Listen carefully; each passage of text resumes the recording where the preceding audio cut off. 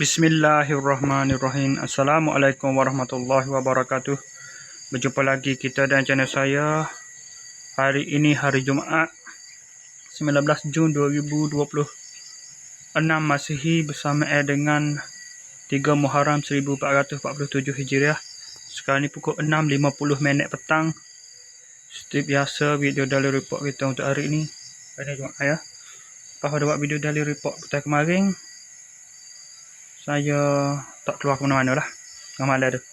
Tak keluar mana-mana. Lepas buat video tu tak keluar mana-mana. Lepas malam tu baru keluar.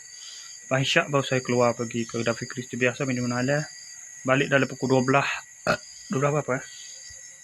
12 tu lewat agaklah dalam 12.10 itu lebih kurang. Tidur dalam pukul 2.40 gitu. Bangun pada pukul 6.50 pagi. Hari Jumaat tak ada kerja, tak ada kerja agapo, tak ada kerja agapo, tak ada buat agapo lah. Panjang ni tak ada buat agapo.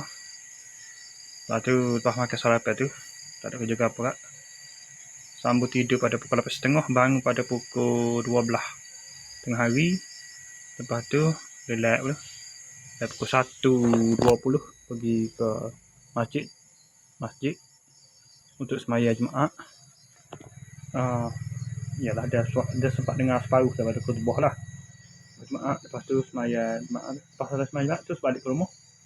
Lepas tu rasa mengantuk sambung tidur balik. Bangun pada pukul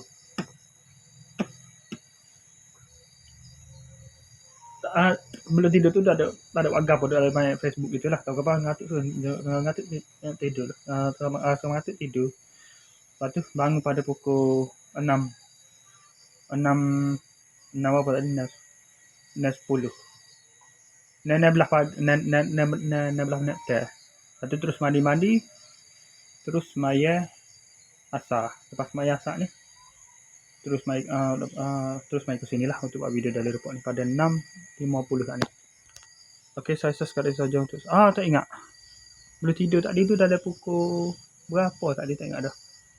Dah ada pukul 4 kah? Saya tidur lewat dah pukul 5 lebih baru saya tidur.